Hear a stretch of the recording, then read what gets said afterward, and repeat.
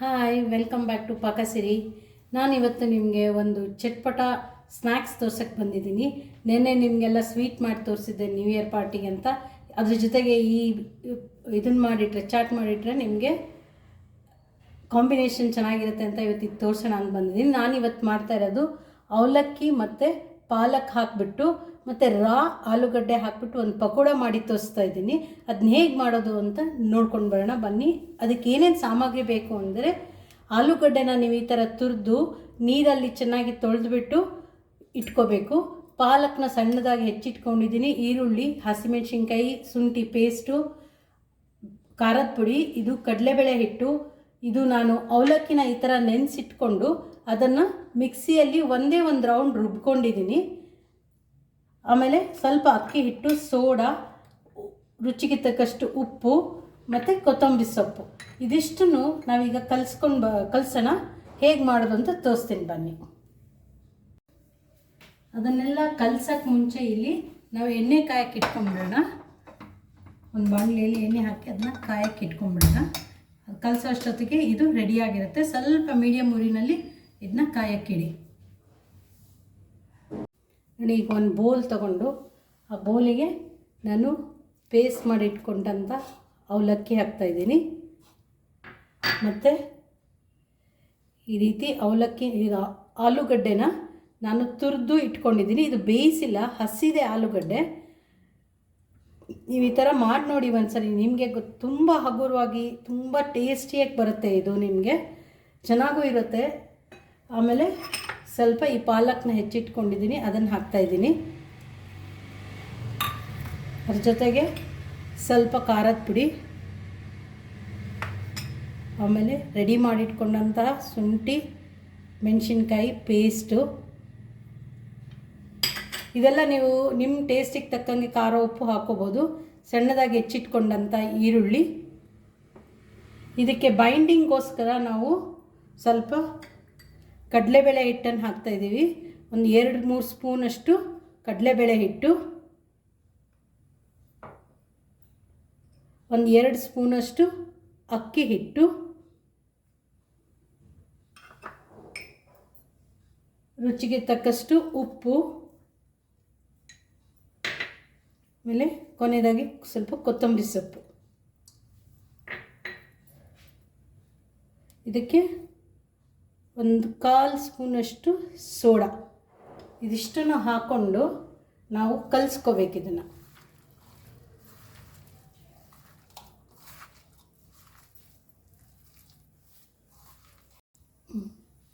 ನೋಡಿ, ಇವಾಗೆಲ್ಲ ಕಲಿಸ್ಕೊಂಡಿದ್ದೀನಿ.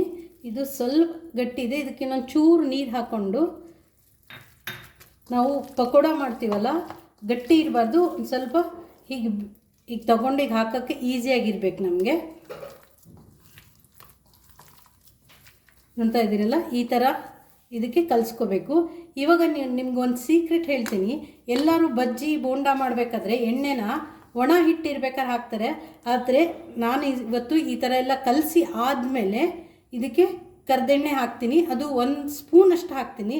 ಆಗ ನಾವು ಕರೆದ್ರೆ ಅದು ತುಂಬ ಗರಿಗರಿಯಾಗಿ ಬರುತ್ತೆ. ಕಲಸಿದ ಮೇಲೆ ನಾವು ಯಾವಾಗಲೂ ಕರ್ದೆಣ್ಣೆ ಹಾಕಬೇಕು. ಇದೊಂದು ಸೀಕ್ರೆಟು, ನೀವು ಟ್ರೈ ಮಾಡಿ ನೋಡಿ, ನಿಮ್ಗೆ ಗೊತ್ತಾಗುತ್ತೆ.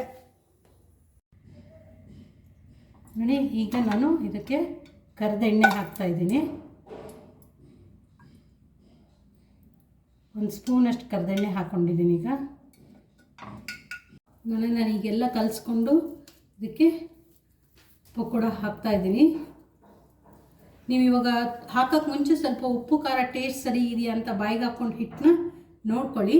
ಎಣ್ಣೆನ ನೋಡಿ ತುಂಬ ಕಾದಿಲ್ಲ, ಕರೆಕ್ಟಾಗಿ ಕಾದಿದೆ. ನೋಡಿ, ಈ ಥರ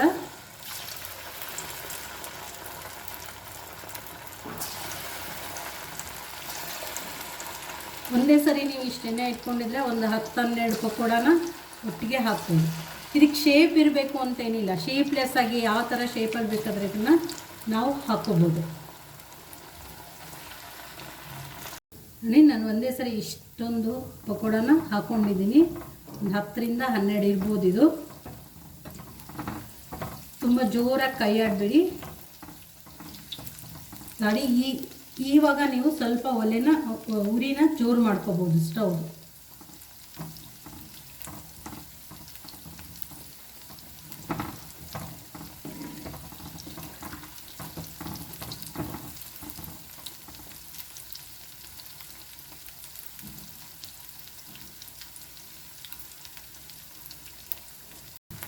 ನೋಡಿ ಇವಾಗ ಕಲರ್ ಚೇಂಜ್ ಆಗ್ತಾ ಇದೆ.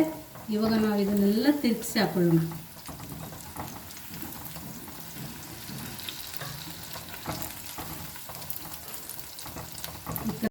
ನೋಡಿ ಈಗ ಆಗ್ತಾ ಇದೆ. ನಿಮ್ಗೆ ಗೊತ್ತಾಗ್ತಾ ಇರ್ಬೋದು ಎಷ್ಟು ಕ್ರಿಸ್ಪಿಯಾಗಿ ಬಂದಿದೆ ಇದು ಅಂತ. ಮತ್ತು ಹಗುರವಾಗೂ ಇರುತ್ತೆ ಇದು, ನಿಮ್ಗೆ ತಿನ್ನೋಕ್ಕೆ ಮತ್ತು ಸ್ಪೆಷಲ್ ಟೇಸ್ಟ್ ಕೊಡುತ್ತೆ. ಇದಕ್ಕೆ ಬೇಕಾದ್ರೆ ನೀವು ಬೆಳ್ಳುಳ್ಳಿ ಶುಂಠಿ ಪೇಸ್ಟ್ ಹಾಕೋಬೋದು, ಸ್ವಲ್ಪ ಚಾಟ್ ಮಸಾಲ ಹಾಕೋಬೋದು. ನಾನು ತುಂಬ ಸಾಮಾನು ಹಾಕೋದಕ್ಕಿಂತ ಸ್ವಲ್ಪ ಸಾಮಾನಲ್ಲಿ ಮಾಡಿದ್ರೆ ಚೆನ್ನಾಗಿ ಇರುತ್ತೆ ಅಂದ್ಬಿಟ್ಟು ಹಾಕಿಲ್ಲ ಅಷ್ಟೇ. ನಿಮಗೆ ಟೇಸ್ಟ್ ತಕ್ಕಂಗೆ ಅದೆಲ್ಲ ನೀವು ಚೇಂಜ್ ಮಾಡ್ಕೋಬೋದು.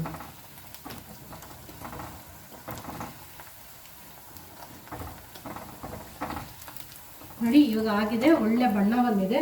ಅದನ್ನು ನಾನು ಈ ಥರ ಟಿಶ್ಯೂ ಪೇಪರ್ ಹಾಕ್ಕೊಂಡಿರೋ ಪ್ಲೇಟ್ ಮೇಲೆ ತಕ್ಕೊಳ್ತೀನಿ.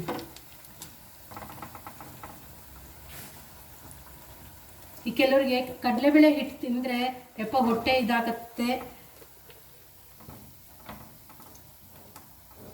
ಅಂತ ಇರುತ್ತೆ. ಆವಾಗ ನೀವು ಅವಲಕ್ಕಿ ಬಳಸಿದ್ರೆ 1-2 ಸ್ಪೂನು ಕಡಲೆಬೇಳೆ ಹಿಟ್ಟು ಹಾಕಿದರೆ, ಅಂದರೆ ಹೆಚ್ಚಿನ ಪ್ರಮಾಣದಲ್ಲಿ ಕಡಲೆಬೇಳೆ ಹಿಟ್ಟು ತಿನ್ನೋದಕ್ಕಿಂತ 1-2 ಸ್ಪೂನ್ ಹಾಕೊಂಡ್ರೆ ಅದ್ರ ಜೊತೆ ಬೈಂಡಿಂಗಿಗೋಸ್ಕರ ನಿಮಗೆ ಅದೇ ಕಡಲೆಬೇಳೆ ಹಿಟ್ಟಲ್ಲಿ ಮಾಡಿದ ಪಕೋಡ ಥರನೇ ಅನಿಸುತ್ತೆ. ಟೇಸ್ಟು ಮತ್ತು ಕ್ರಿಸ್ಪಿಯಾಗಿ ಚೆನ್ನಾಗಿ ಬರುತ್ತೆ.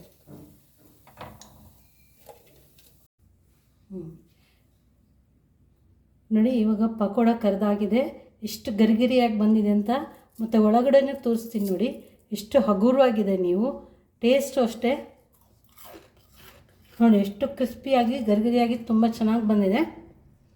ನೀವು ಇದನ್ನು ನಿಮ್ಮ ನ್ಯೂ ಇಯರ್ ಪಾರ್ಟಿನಲ್ಲಿ ಮಾಡಿಬಿಟ್ಟು ಫ್ರೆಂಡ್ಸಿಗೆಲ್ಲ ಶೇರ್ ಕೊಡಿ. ಇಷ್ಟ ಆದರೆ ನನಗೆ ಕಾಮೆಂಟ್ ಮಾಡಿ, ಕಾಮೆಂಟ್ ಬಾಕ್ಸಲ್ಲಿ ತಿಳಿಸಿ, ಲೈಕ್ ಮಾಡಿ. Thank you.